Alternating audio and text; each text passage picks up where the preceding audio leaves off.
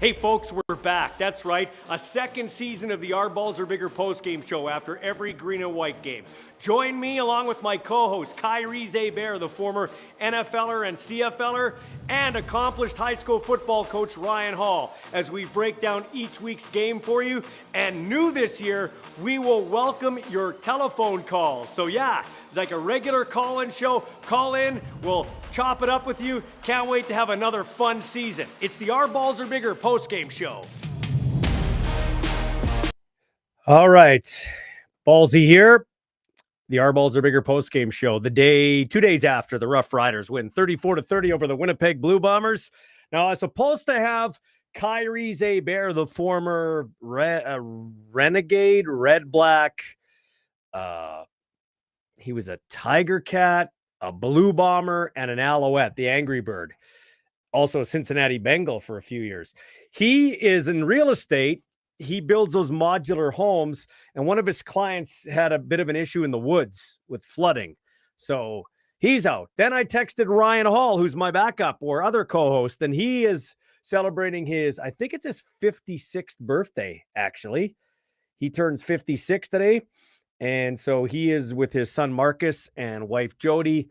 They're meeting in Wolseley for supper, so he can't join me. So I'm like, okay, who can I get? Or I just have to babble the whole time.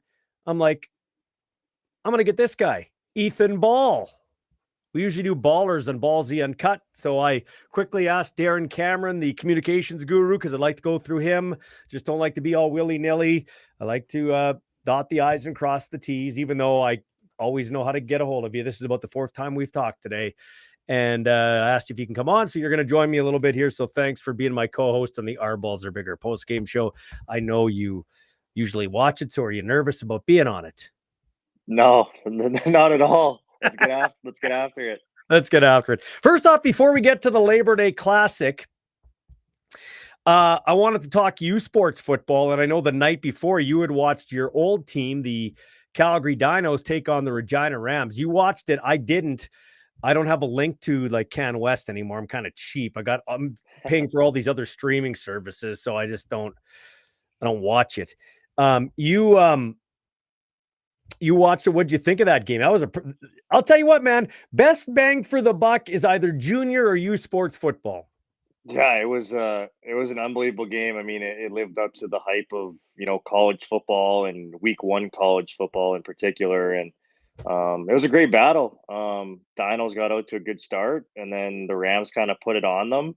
And then about the last, I think it was 4 minutes, 13 seconds, somewhere in that range, Dinos are down, and they mounted an unbelievable comeback, capped off by a kickoff rouge to tie the game and send it to overtime. And the Rams ultimately ended up winning. But it was a great football game.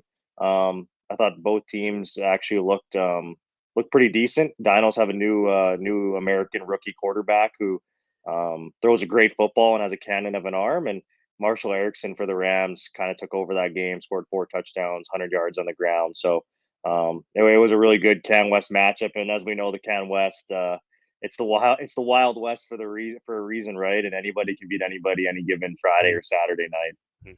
Thanks to Tyler McKinley. He says, "Hey, Ballsy, you're live." And then Kevin says, "Fantastic game. Kind of sucked for you Bomber fans, I guess." I think I know who that Kevin is. Kevin White. Chris White, my old co-host on The Wolf. Him and his wife are there. They were concerned about you. I guess let's get that out of the way here, okay? Like there's no getting around that. We don't give I don't go. That's one thing I told Darren. I know the Bombers are like a lot of teams. They don't like giving out injury information. But my phone was blowing up. It was blowing up. So just, I guess the generic question, are you good to go for the Banjo Bowl? It was just one of those plays where ran down, made a play. Just couldn't get off the field. So, it's one of those things in football, you just, you stay down, you give your guys a breather. That's just a generic thing across all football. Go to TV timeout. No, I'm feeling Feeling good. It was a football thing, and Let's be honest. Let's not. excited for the band. I'm excited for the Banjo Bowl. Yeah, let's not. That's all I can really say about that. Yeah, let's not. It was a minor thing and it's done. And that's Yeah, it's good. and I saw you trying to run on the sidelines and you wanted to get back. You just couldn't go full speed. So it was kind of frustrating at the end, wasn't it? I guess a little Yeah, I bit. mean, obviously, like so excited for that game for a multitude of reasons, and um, frustrating personally just because of that. And then obviously the game didn't ultimately end the way we wanted it to. It was a hell of a football game. I mean, there's no two ways about that. No matter how that game Mhm. ended, it was a hell of a football game. Didn't go our way, but it's a great thing about that weekend and this weekend. You get them real quick here on Saturday to try to get your get back. So looking forward to the Banjo Bowl. So what was that like? So what was it like we talked about this last week. What was it like because I'll tell you what, my son, it was so weird walking into the stadium. And I will say this, I didn't know how it would go. It's the first time I've been in the stadium since I was punted from my job as voice of the Riders. And that's all I'll say about that because that's all I can say now. And so I've never been back to that state. Like I've never one time to call a Regina Thunder game against the Hilltops. And I'd be there this weekend, actually, if you weren't playing in the Banjo Bowl. So Avery LeBlanc's going to call that game on Access, and he's a great young broadcaster. That's the only time I've been in that stadium. So it was my first time in, and certainly my first time wearing Blue Bomber stuff. So I never in a million years, I'm like, what is going to go? How are people going to respond? Am I going to get heckled? I'll tell you right now, people were friendly. They were respectful. Everybody said they can't wait to watch you play.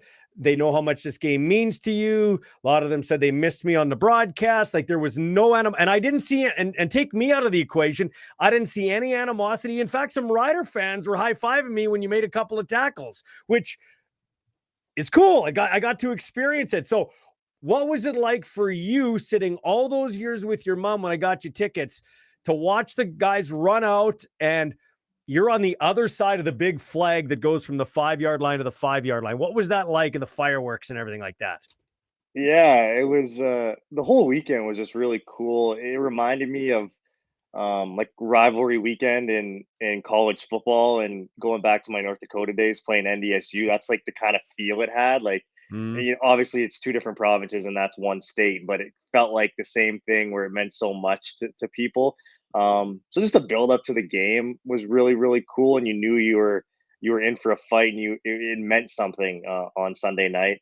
And then yeah, like it was fun to run out of the tunnel and get booed. Like I don't know, I remember as a kid sitting, at the old Mosaic Taylor Field, and you were the kid booing the Bombers and they came out, under the direction of head coach Mike O'Shea, and like so it was just a cool feeling to run out of the tunnel, get booed by your hometown crowd, and yeah, I mean the flyover and the anthem. I think that's when the emotions really start to pour out. And you watch the Riders come out of the tunnel, and yeah, that was definitely a dream come true moment, super special. And then once the game starts, it honestly just turns into like another football game. I know it's so cliche to say, but you're so locked into what you need to do. Obviously, the crowd's loud and everything, but you don't pay attention to that a ton when you're in the heat of the moment. You're in the game. You're so locked into what you're trying to do and accomplish. But definitely, I thought, personally, being to a couple games there, I thought that was probably the loudest that stadium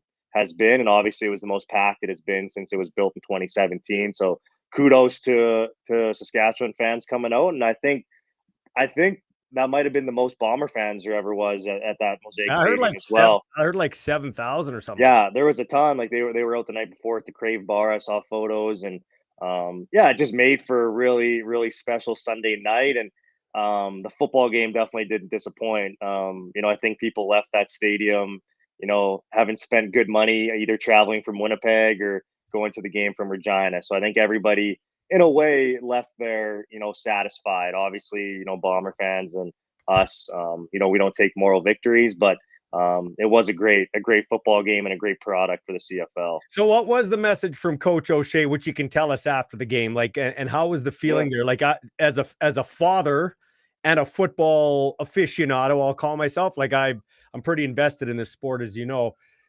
Like, the Riders are full marks for the win, but yeah, as much as the Riders are full marks for the win because they had to make the plays, you guys pissed that game away too. Like, you guys pissed that game away. You get, like, here's how I look at it.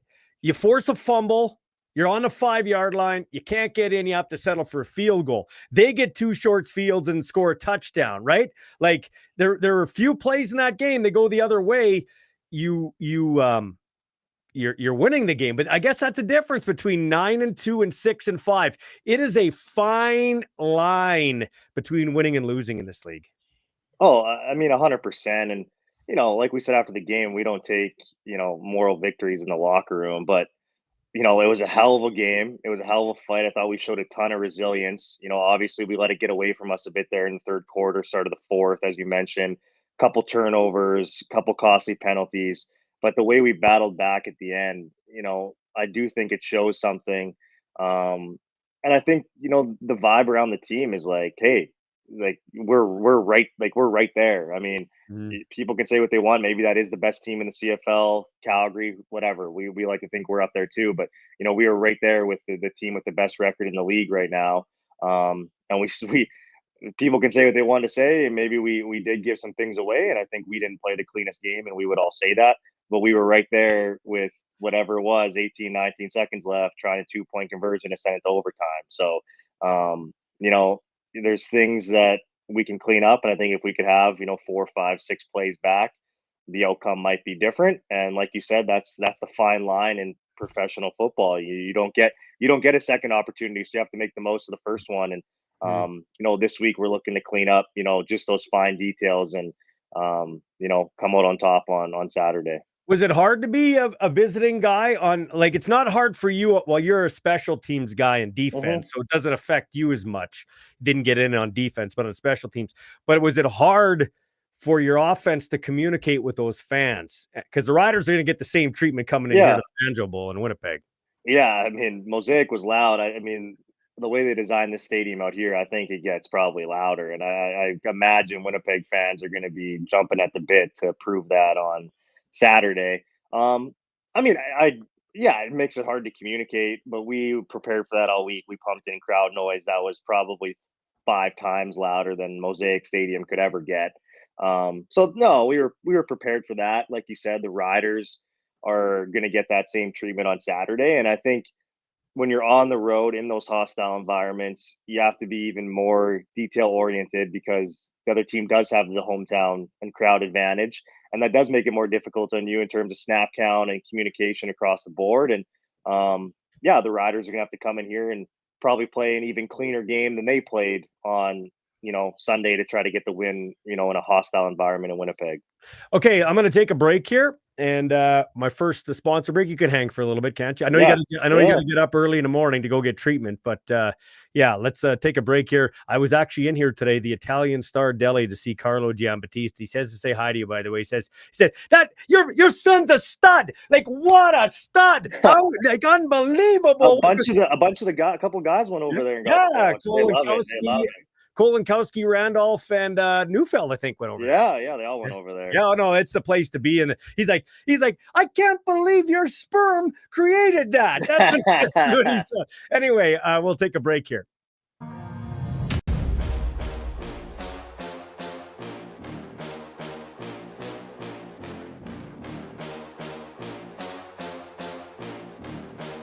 The Italian Star Deli, providing Regina and area with quality specialty products since 1966. When you visit the Italian Star Deli, you're truly part of the family. So drop by any time and they'll help you find whatever your heart and palate may desire. Whether you're looking for olive oil, specialty meats and cheeses, pasta, sea salt, vinegar, canned tomatoes, or one of their mouth-watering famous sandwiches. You're sure to find it and so much more at the Italian Star Deli, 1631 Victoria Avenue, Regina.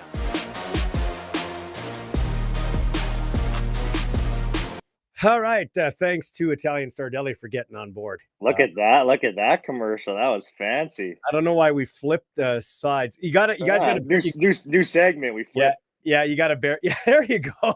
You got to bear with me, folks. Normally we do this from the studio, but I didn't do the show from Gerhardt Studios, obviously, because I was Bomber Ballsy on Sunday. Just went and watched my kid, and then they also gave my right-hand man, Leander, holidays. The biggest weekend of the year, they gave him holidays. Thanks, Dean and Nicole. Appreciate it. No, great gang over there. He deserves holidays. He's gone. And I'm going to be gone. He's gone also like this weekend. So I'm going to take the opportunity to go to Winnipeg and watch the game, watch the Banjo Bowl, and check you out there. So I can't wait, man. I hope you get to wear, actually, this was your first game. Did that ever enter your mind after I mentioned? Did you think about that when you're running out? Like that was your first game in Mosaic since grade 12 with the Riffle Royals, because you went to UND and then you never played for the Dinos because of the knee injury here last year. That was your first game on that turf. Yeah, it was. So it truly was like a homecoming of sorts. I scored a lot of touchdowns on that field, and I think it's an advantage. Obviously, just having been in that locker room and stuff before, it really didn't feel like an away game. Like obviously, it was the away locker room, but for high school, you use those visitor locker rooms all the time. So in a lot of ways, I think it was an advantage just to know the facilities and know my way around. So it was cool to be back for the first time in a long time. What was it like to have the TSN? They had the TSN. I didn't watch the pregame show because I was at the stadium, and they don't like. I got the TSN app, but they don't. I can't get the pregame show. But they had the cameras in your face. Yeah. And then they also showed you the national anthem, which was kind of cool too. I thought, like, you know what I like, and in the locker room before the game is kind of funny because, Darren kind of told me, hey, like your first time, I like to let guys know they're going to be in your face, just act normal. But then you got like Jake Kelly and Holm and Dietrich Nichols all kind of like beaking at you. So I'm trying not to laugh. They're telling you to act normal. Like it's kind of just, it's kind of a funny thing. Hey, and so this is what I want to get to, and then I got to remember here. I'm 53 now. I just turned 53, so the mind's slipping a bit. With regards to that, like I thought it was cool. Like they highlight you because it's a homecoming for you. Okay, sure. Schmeckel, who left the game with an injury and didn't come back. Not going to ask about that. But the Regina kid, another Riffle boy, playing well in the interior. He leaves with an injury. You got Brady Oliveira, Canadian. Nick Dembski, who Zach Calaro says is your best player on your team this year. He's your MOP this year, which is high praise. Okay. So you got Nick Dembski. Over on the Rider side, you got Jackson Ford, who I thought played a pretty good game at safety. He got burned he got that penalty PI, which I did think was a PI. Looked like, to me, kind of panicked at the end, but who wouldn't at the end of the game? You're a starter. It's a big-time game. He's showing up on Labor Day games. He did a couple years ago when he deflected the 2-point conversion. Like this game is always close. It's funny. The last 3 Labor Day games have come down to 2-point conversions. Like 3 years ago or a couple years ago, he batted it down. The last Labor Day game I ever called. Then last year, you guys stopped the 2-point conversion, and then they stopped a 2-point conversion. But where I'm going with this is the ratio. It's so like it's huge. It's big, man. Like I got people snapping pictures. They're my friends, but like, hey, there's Ethan running down the field, or they highlight Oliveira or Tavon Campbell, the Regina Ram Canadian boy, NFLer, picks it off and goes back the other way. Like it's cool to have Canadians involved in the Labor Day Classic like that. Yeah, it's awesome. Like that weekend, it's so Canadiana. Like I feel like everybody, at some point to try to get out to Regina for a Labor Day Classic. And I'm saying that now, being on both sides of it. And you even being in the stand this weekend, like it's a fierce rivalry, but it's just fun. It's fun to be there, and it's fun to heckle, on both sides. And like you said, like it's cool to have those Canadian stars, making an impact in a game of that scale. So I think besides the Grey Cup, it's probably Labor Day and the Banjo Bowl that I think every Canadian should try to get to at some point to party and take in, the atmosphere and what that's like to be Canadian. Because on a Canadian stage, besides the Grey Cup and maybe a Stanley Cup game in Canada, I don't think it gets much bigger, to be quite honest with you. Okay, so I rewatched that game, as any dad would and any football fan would. I like to watch it on TV after I've been to it, even when I was a voice of the team or doing the sidelines. This is our takeout of the game for Italian Star Deli. I have 2 takeouts. One is a generic one, and one is a player-centric one, okay? Yep. Kyrie Wilson is a friggin' stud. And just when you thought the game was over, Mario Alford takes the ball and he cuts to his left and he's going to break it. And all of a sudden Wilson comes over and punches that ball out. It wasn't a takeout in terms of thunderous, but at that point, it saved the Blue Bombers bacon and kept that game very much in doubt. That guy has, when you won your 2 Grey Cups, when you weren't a part of the team, in both of those years, 2019 and 2021, he made a game-changing play to help the team win, and he was big in that game too. Yeah, that play on Sunday essentially saved the game, right? Like Mario ran that one back, and they're already going to be set up, get into field goal range pretty quick there, and maybe go up by I think 3 scores at that point. And game's probably over. So great play by him there, and he was just physical all day. He's a physical football player, just a really great athlete and a great person too, a great leader in the locker room and on the field. But he's always laying his body on the line for teammates, diving out, trying to make plays. He's always going to sell out. So yeah, like you said, absolute stud, and that ultimately was the game-changing play there in the final couple minutes of the fourth quarter to give us a shot to make a comeback. I'm seeing all these comments, and I'll get to some of them, but I don't have my son forever here, and I just like to talk to a guy that actually played in the game, so I will get to your comments. And then the other generic takeout I had, Ethan. I mean, you can tip your cap to the other team. The Riders D line is nasty. Like you got to respect that D line, and that D line is really the strength of that defense. The secondary, I don't ask you to comment. This has nothing to do with you. The secondary, in my opinion, has a couple of issues, but you can mask a lot of warts in a secondary, as you know, if your front 4 or 7 can get there. And that front 4 or 5 or the rotation they have is absolutely nasty. Yeah, they're up there with Calgary for having some of the best athletes on the D line, and they caused havoc, all night really. I guess one of my takeaways from the game would be obviously giving them props on the D line, but I think it would be how well Zach played too. I mean, he took some huge shots. Obviously, the fumble, got sacked multiple times. But some of the throws he made on the run, evading pressure, Okay, stop. That's going to be one of my things. Okay, don't go that deep in it. Well, we didn't do any show prep. We didn't do any show prep here. Then I'll say the D line in Saskatchewan obviously causes problems. Very similar to what Calgary did to Edmonton, I think, the following day. But yeah, like Carney and those guys are getting after right now, and I think it's one of the things that's driving the bus for Saskatchewan being the top team in the league. Well, Calgary's got the best lines in the league. They showed that. They smacked Saskatchewan, and they were a pain in your team's ass too for 3 games. Okay, let's be honest. And then I think it's the Riders, and I'm not ruling out the Bombers yet because Willie can turn it up when he wants to turn it up, and when he can find that extra gear. I think Vaughters has played well. That's very good. Yeah. Your interior's good at times, depending how hurt Tanner Schmeckel is. And your offensive line is veteran and savvy. I mean, yes, they're getting up there in age, but if you have to win some important games, that's why I'm not ruling out the Bombers yet. But the Riders line, absolutely nasty. We're going to take another sponsor break here and be back in a moment.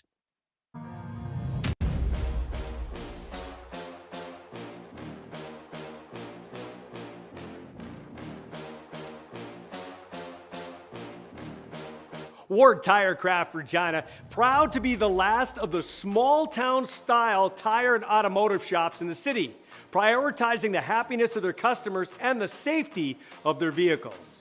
They've had some of the same customers for over 40 years, including yours truly, which is why I asked them to come on board as a sponsor for my shows. For all your tire and mechanical needs, go see Michael Barth and his crew at 101 Dudney Avenue. Tell them Ballsy sent you, and you get 10% off.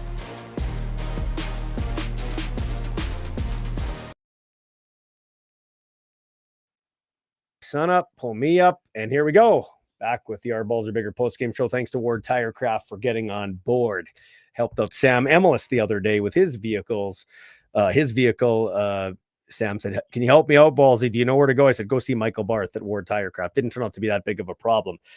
That's the thing about the Riders too. Hey, like you got, I know you're a Blue Bomber. You don't want to give him too much credit, but you also got to respect, like, no Sam Emelis yet and no Ky and Schaefer Baker. When they come back, that'll be That'll be a nice problem for Mark Mueller to have, I guess, when you got that many weapons, because they got some decent players on there right now.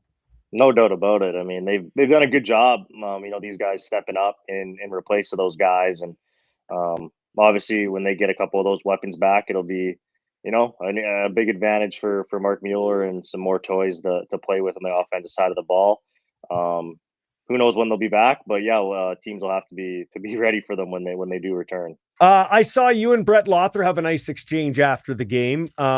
Brett and I are friends, and we've talked. And I thanked or congratulated him on his. I believe her name's Towns, his daughter that was born, and he said congratulations on your son. So what you can tell us is that good dude. He came up to her after the game and just congratulated me and you and said he was happy for me and just to keep going. And I just told him similar things and he's one of the good guys in the league and a good guy and hopefully he can have a continued success here going forward. Yeah, maybe not against us next weekend, but after that he can start dialing in. So like we got a comment here from somebody, and I'm not going to get to you. I'm just talking here. Okay. Yeah. It says, with that punt by Harris, Mace lost all faith in Lothar, in my opinion. So you're on the sidelines there, and 43 yards. It's a 50-yard kick, and Brett has had a tough season. He would admit he's had a tough season. He missed an extra point in that game. It wasn't overly windy at field level, unless I'm missing something. Like there was a bit of a breeze, but I don't know that it was that. It's just indicative of the problem he has. Were you surprised that Trevor Harris punts for the first time since high school or college and pooches that down? Like, what were you thinking when you're on the sidelines? Were the guys kind of caught off guard by that? I mean, I think it was I think even us in film after the game gave him kudos. I think that was a great little trick up their sleeve and play call. And it's been done before, obviously, in the league. And we've looked at it. We were actually like prepared for it earlier in the year, I believe, going over some things from teams haven't done that in the past. And Montreal actually did something similar to us earlier, too. But yeah, it was a good play. Looking on the sideline, I'm looking at the yardage, and obviously, I think in most situations you try your kicker out there and try to put the game away. You make that kick, it's probably on ice. But yeah, who knows what they were thinking in terms of the missed extra point earlier in the game. The way the wind swirls in that stadium, I know can be funny. I don't really know which way it was going. It does swirl kind of funny up there with the way that stadium's built. But yeah, like it was a good play call by them to pooch that kick, and it honestly was a great punt the way it rolled, because I think it kind of it put Dietrich in a weird position because those receivers were all on side, and the smart thing to do would be let that go into the end zone and take the single, which ultimately ended up happening. But it kind of handcuffed him because the ball's rolling down there at the 3, 2, 1 yard line. And he's kind of like, do I got to scoop this up now? Because these guys are right on him trying to grab it. Do they grab it? It's a touchdown, or they get possession at the 1 yard line. So it ended up working out in our favor anyways. I mean, it was the right thing to take a single and get the ball on the 40-yard line for field position.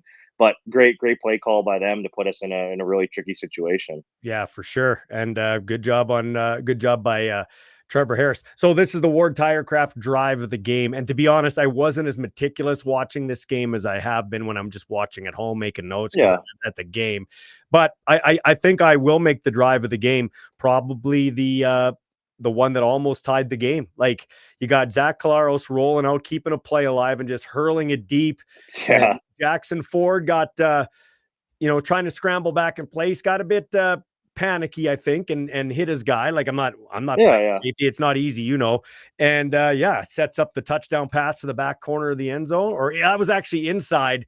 And then to Sean. A 2-pointer that didn't materialize, but that was Zach Collaros keeping the play alive again.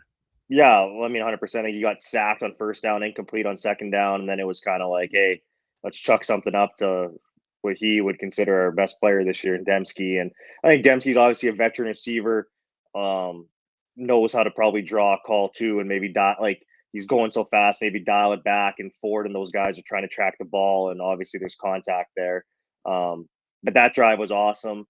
I would agree that was definitely the drive of the game. Didn't ultimately end the way we wanted it to, but just showing great fight and resilience and no quit to try to get back in that and tie it.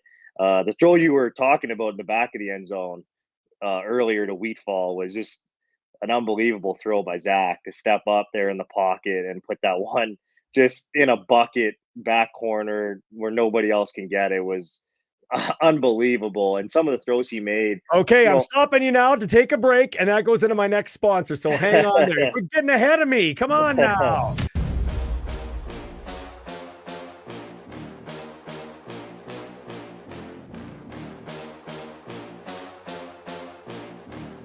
Payson Insurance specializes in helping hard-to-insure people get coverage. They also offer a range of financial management and investment services to help secure your future. People care most about their money and their family.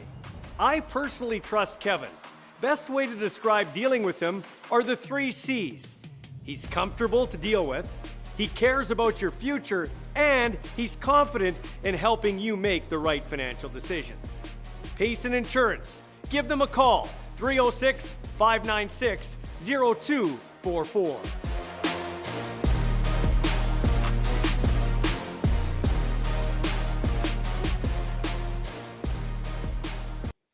All right, welcome back. Oh, we switched again there. Look at that. I'm loving these commercials and Yeah, oh yeah. switching sides for new segments. I'm loving it. We're putting things on. I still got a little bit of talent. I'm old, I'm loving it. I can hang in there by myself. Although it's better to just be a host. He is Ethan Ball. I am Michael Ball. We usually do ballers on Ballsy and Cut, but he is subbing in at the last minute because both Ryan and Ky Hebert, Ryan Hall couldn't do it. So Ethan's stepping in, and anybody I talk to say you're a great interview. So that's good. Well, I already knew that. You kind of grew up around the game. Okay. This is on the money for Kevin Payson and Payson Insurance Services, Insurance and Financial Services. That's what I want to get to, okay? There you go. Before we get to Zach Collaros, Trevor Harris is on the money to Tommy Neal deep without giving anything away. Was that just a miscommunication in the secondary there? The guy was wide open, like he was by the Dairy Queen having a Sunday and nobody was around him.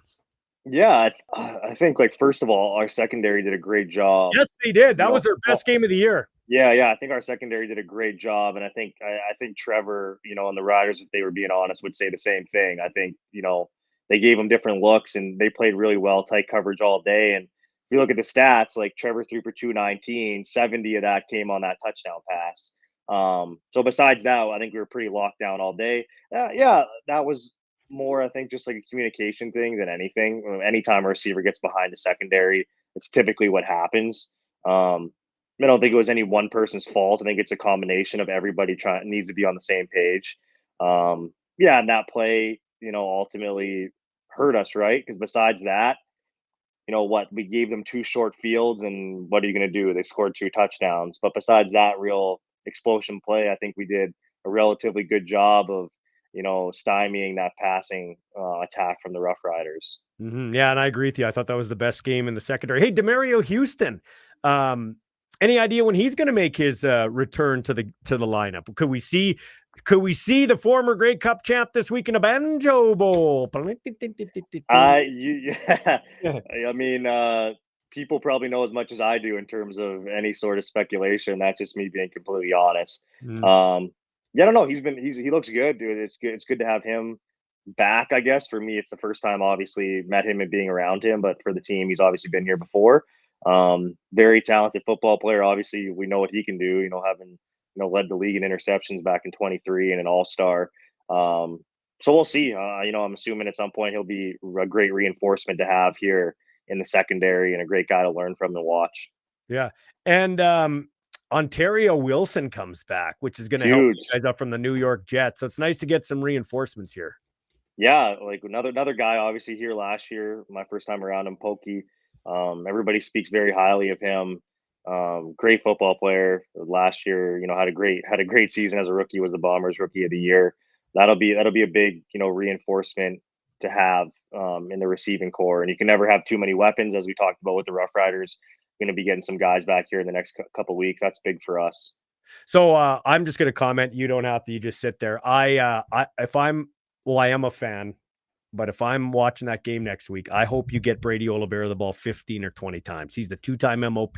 I was utterly shocked, and they were talking about it on the TSN broadcast later. He only touched the ball 4 times in the first half, 5, I think 5 for the game or 6 for the game. It was really uncharacteristically low.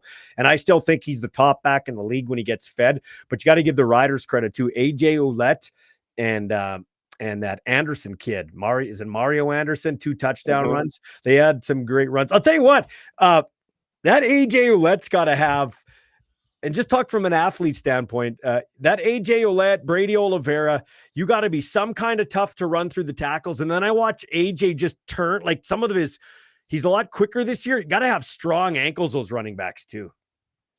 I would never want to be a running back at any level. Those guys put their body through hell on a weekly basis. Yeah, I don't know. Those 2 guys are 2 of the toughest SOBs in the league.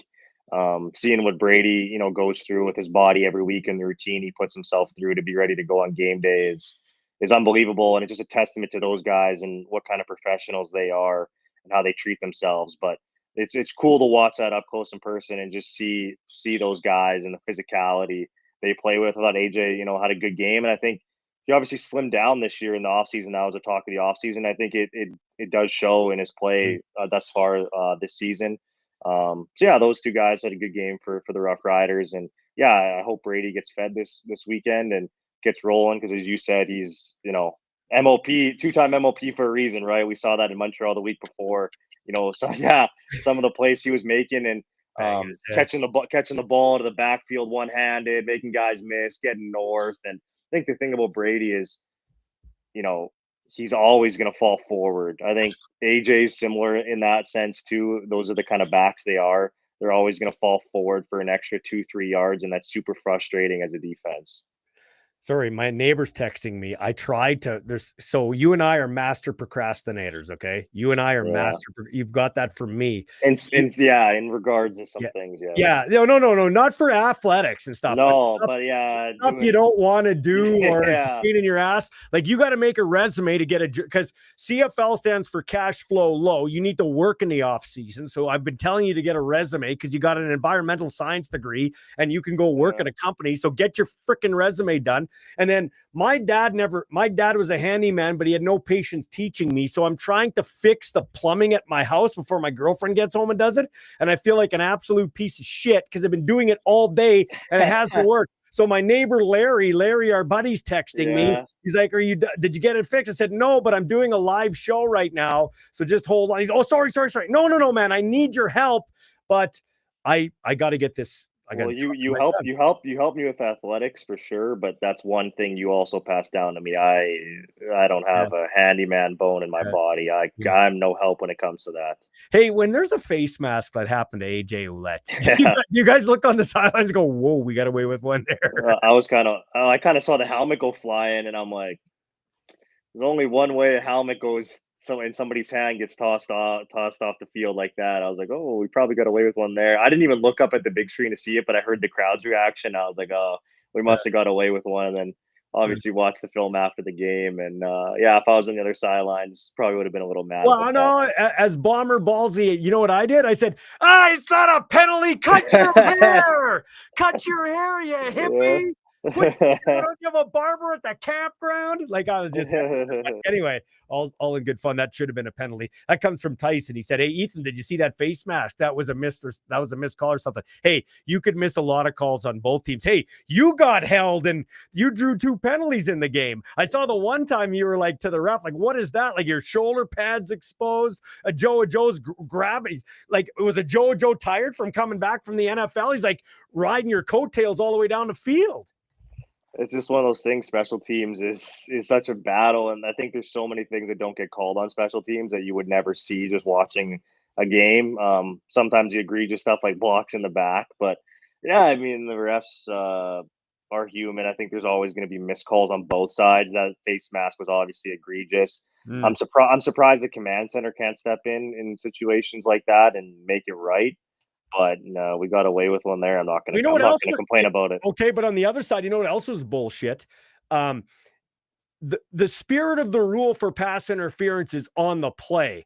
There was a play where you guys made a catch, but then they got Dembski for offensive pass interference, which wasn't even in the play. I think that is wrong. That should be eliminated. That should be eliminated from calls, in my opinion. Like, that had nothing to do with the play. Well, I agree with you. I'm gonna disagree with you on that a little bit. I watched the film, and he did interfere with Ford. I mean, it was like it was just a fraction of a second early, which affected Ford's ability to make the tackle. I don't think there would have been a play made on the ball, but maybe on the tackle, bang bang after the play. But it was very like bang bang, and as a defender too, there's so many times where if you slow it down in slow motion, of course, a guy's going to be like a millisecond early. But when you're watching a game, and plays are happening so fast, there's some calls going both ways, offense or defense in the CFL, that I think sometimes are called a little too frequently, in my opinion, that something in the States they let go, in terms of hand fighting and letting guys play a little bit more down the field. Okay. Now this whole we got to get back to on the money. This whole point was on the money. You're absolutely right, bro. Or son, I call you bro. I call everybody bro. So yes, Harris with a nice throw to Tommy Neal. He was wide open. I think I could have made that throw, and that's no slight to Harris. That's how wide open he was. Collaros to Clarcius down the sidelines. Beautiful catch. Collaros to Dembski in the corner of the end zone. Collaros to Wheatfall in the end zone. He was and he started the game with as the game went on, a couple of nice passes over the middle to Schoen. Like Zach Collaros, if I still have to, and not because he's your teammate, I've always liked Zach. If I have to win one game for all the marbles, I'm going with Zach Collaros. And that's why, even though the Bombers are a middling team right now at 6-5, all you need is a chip, a chair, and a chance. And that's what Zach Collaros gives you. There's no doubt that game just proved what kind of a stud he is in big moments. I mean, some of those throws were just ridiculous. Those are throws that you sometimes don't see on NFL Sundays, never mind in CFL too, right? Like across any sort of football, those throws were just remarkable. And I think the thing that separates Zach is, of course, he's a pocket passer and he's not going to rush for many yards, but his escapability in the pocket and his ability to make throws on the run, I think separates him from other quarterbacks in the league. And in that case, Clarcius down the sideline, just an absolute nuke. Great catch, but also a great throw. Dembski on the move, putting it in a bucket in the corner of the end zone.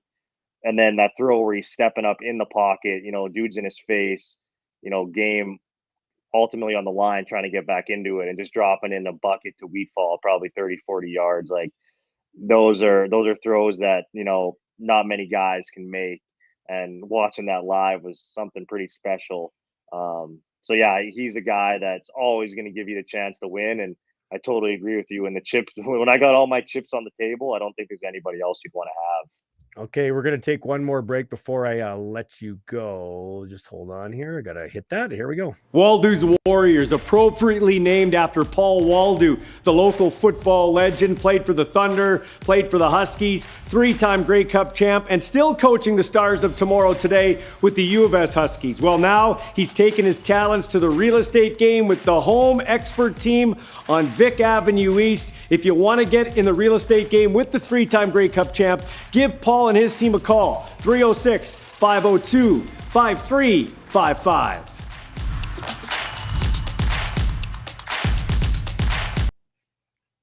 Okay, sorry, I screwed that up. That should have been at the end, and I got one more segment after that, but I'll let you go after this. The players of the game for the Riders, I got Malik Carney on defense. He's a game wrecker up front this year. I got probably Anderson with his first 2 touchdowns. And then the special teams player for them, I'll give it to Nick Weeb. I saw you and him butt heads once, and Nick Weeb was flying down there. It's great to see him back from a knee injury. And Jaden Dalkey got hurt and came back in the second half, so he's a tough kid too. So that's what I'll go for the Waldo's Warriors. And then for the Bombers, I got we just talked about it. You got to go with Zach Collaros, 3 touchdowns, 1 interception. Defense, probably You know what? I'm going to give it a like Kyrie Wilson, I already mentioned once, but I'm going to give it collectively to your secondary. I thought that was the best game your secondary has played. You've had good moments, but you've also had some jailbreaks and some, injuries and things too, chemistry. So it's good news coming down the backstretch that you played your best game here. So I'll give it to your secondary. You agree with that? Yeah, I'd agree. I'd agree with all those statements. I think there could be some honorable mentions on offense. I thought the receiving core stepped up and played really well too. I think you could pick multiple guys. I think Yeah. Dempsey's obviously an easy one to pick, but Clercy has played great too. I thought a couple of really, really big catches. Mitchell's coming on too. Yeah, he had a couple good catches. So I think the receiving core as well. But yeah, I agree with you. Got to give it to Zach, and I think yeah, good to mention the secondary as well. How have Eccles and Swerve looked? Swerve's a buddy of mine, but how has Eccles looked? Yeah, really good, and yeah, Eccles, good guy too. Seems like a really fun guy to be around. So yeah, those guys are looking good, and yeah, just them, and then obviously Pokey Wilson coming back too. Like it's just reinforcements, and like I said, you can never have too many weapons. What a great, we talked about all the Bombers signings. Mitchell, my words, not yours, has been underwhelming for one reason or another. He's catching on. Logan was hurt. He's coming back. It takes a while for guys. They just can't walk in and be spectacular. And then Jarrett Stearns. I loved the Western Kentucky Hilltopper when he was a Rough Rider. Got along well with him. Man, he's been a nice signing for the Blue Bombers in the offseason. Yeah, 100%. It was tough to see him go down the other week. Great guy. He feels like he's like wise beyond his years. He's really not that old, but he feels like he's been around the block. And it's got a good attitude though. You told me he always walks into the locker room and is scared that his shit's going to be gone. So he's always worried that like he's going to be gone, and that's a great mentality to have. Yeah, I think Zach also said that in an interview here recently too, where he's like, I wonder when they're going to catch on that they need to find another guy for this job, and he's saying that at 37 years old, right? So yeah. I think that's a sort of attitude like a lot of great football players have, where you're never getting complacent and you're always looking to improve and get 1% better every day. And Jarrett definitely has that, and he's been a great addition. Some of the catches he's made have been unbelievable this year, and he's a tough SOB. So hoping to get him back here really soon too. That's good, man. Okay, and then special teams wise, I'm just gonna give it to you. Sorry, I am. You came into the game. A lot of eyes were on you for a bottom of the roster guy. You're always your hardest critic. You made a nice tackle on the punt cover, and then you came down on the one that ended up being your last play.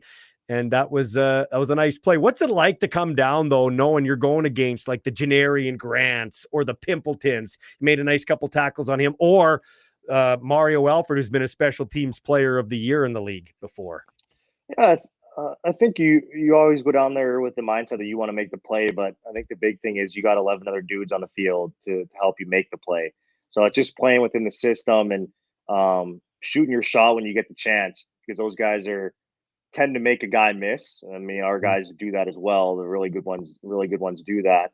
But it's trying to shoot your shot, get those guys to stop their feet if you're the first one down there, and hopefully make the play yourself. If you don't make the play, you made them chop their feet or make a move and cut back inside for your other buddies that are rallying to the ball to get in there and make a tackle.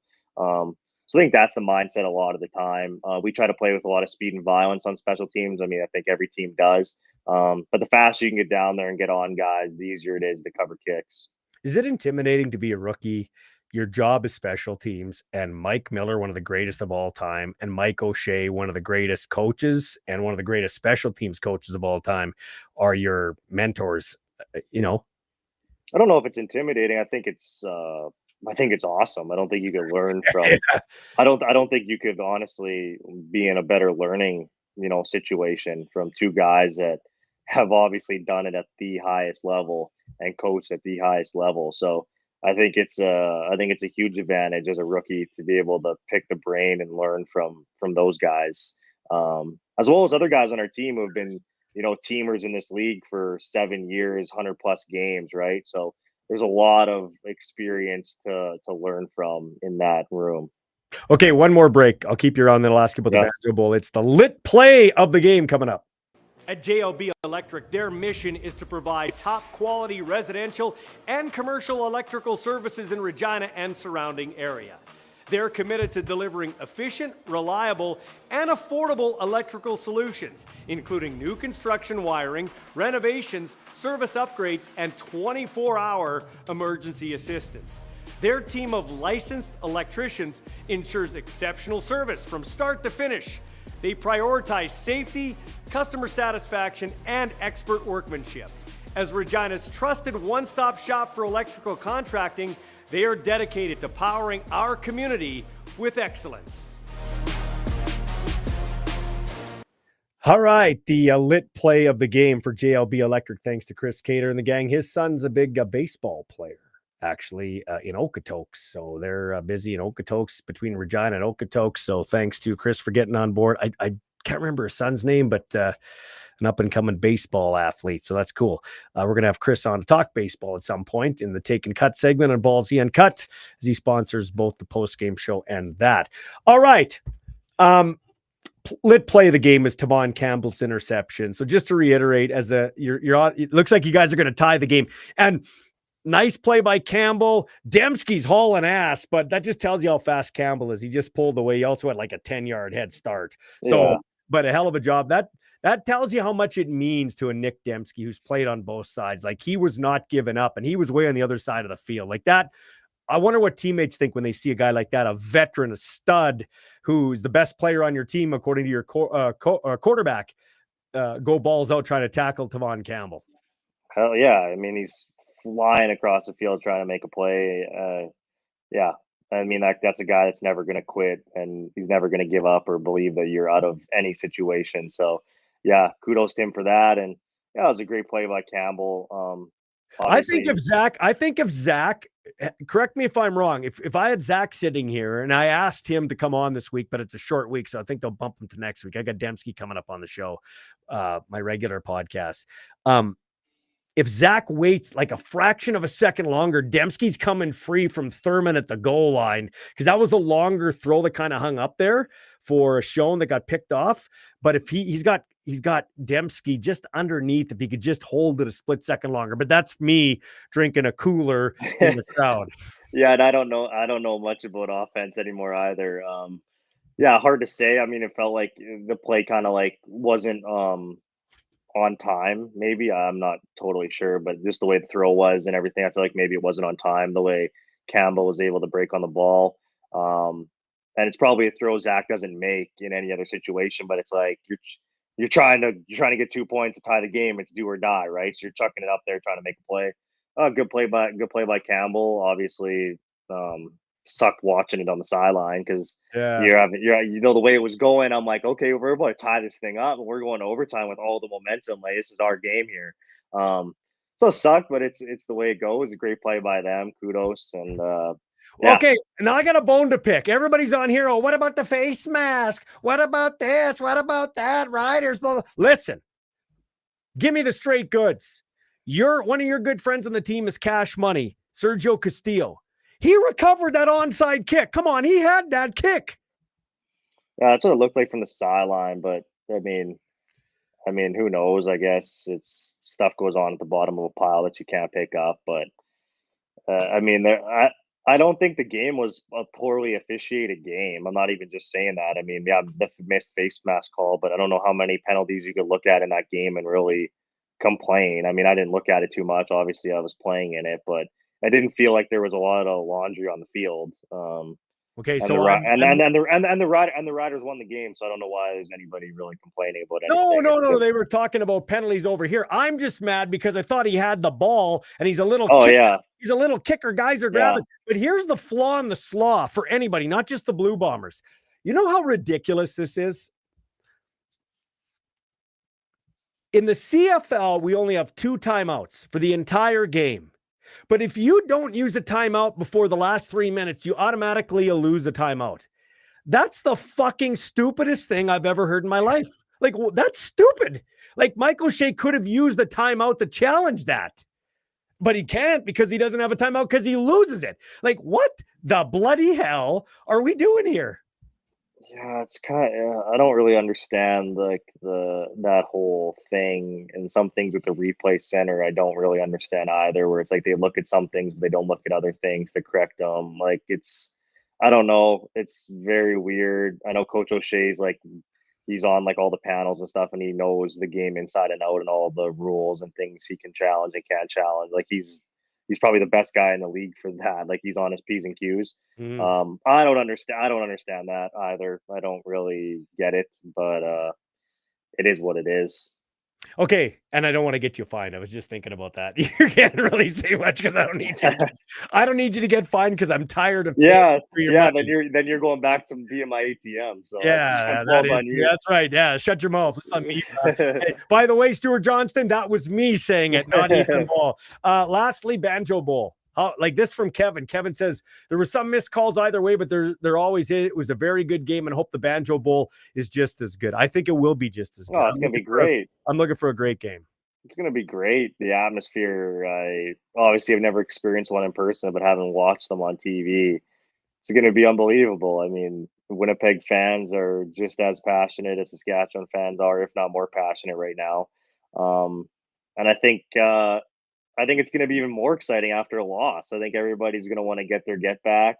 I think Bomber fans saw how raucous Mosaic Stadium was, and the huge attendance, the biggest one in the stadium's history. I think Bomber fans and people in Winnipeg see that, and they want to one up Regina. I think that's part of the rivalry, and Mm-hmm. obviously in terms of football, we know how important this game is in a 3 game series. I think there's no denying that. You drop the first one, you want to get the second one. So we set up a good third game there in October.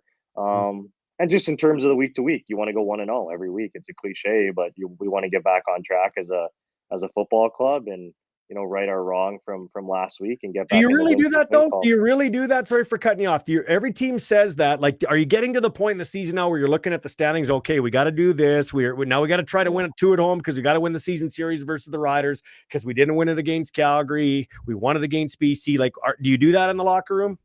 No, you get into the flow of the season and you just go through your regular routine. And obviously there's always a sense of urgency. And as the season goes on, you want to, you know, start making less mistakes and quit making the mistakes you made earlier in the year. That's for every team, no matter your record, because you're making mistakes if you're 9-2 or if you're 6-5. And like we talked about earlier, there's such a fine margin of winning and losing. And even Saskatchewan's looking at that game, probably thinking, "Oh boy, if we didn't get 2 or 3 plays, we're probably sitting here having a different feeling on Monday." But no, you're honestly looking at it as a week to week thing because if you look at it any more than that, it's going to distract from what you have to do on a daily basis. And that's put in the work, practice, get better, play a game, learn from the film, practice, get better, play the game. Well, it's just a continuous rinse and repeat process. And if you Mm. do that enough times, at the end of the day, you're going to get into the dance at the end of the season. And as we know in the CFL, as long as you get into that dance and those 1 game elimination games, you could be 9-9 and win the Grey Cup, and nobody cares. Nobody cares what that record says, on the ring or at the end of the year, besides being a champ. So I think in the CFL more than any league, it's just about getting in, and anything can happen after that. So it's truly a week to week thing. My buddy Dennis Gore, who listened to the Rider broadcasts all the time, he's from Buffalo, New York. He always goes to the games out east when the Riders are playing in Hamilton and stuff. Yeah, He said, I can't wait to get my Ball Blue Bombers jersey. He goes, in my closet, nothing but Rider 81 unis, because I think he liked Elgard. yeah, Never thought I would someday have a Blue Bomber jersey, but he's going to have a Blue Bomber jersey. So there you go. that'd be awesome. Yeah, no, he is Cool. getting one. I'm helping him get one. So he is getting one for sure. Cool. Hey, man, thanks for your time. Get some treatment. Be safe. I appreciate you stepping in at the spur of the moment to help me out. You're a natural. Hell yeah, let's get after it on Saturday. Should be Thank a good rematch, and yeah, let's make Saturday a good one. Yeah, and thanks for making my birthday memorable. I appreciate it. Yeah, no problem. Love you. Love you. See ya. Take care. All right, that is Ethan Ball. We're gonna wrap the show up. Yeah, interesting week of football. Edmonton, I'll get into it a little more this week. Edmonton kind of was what we thought they were.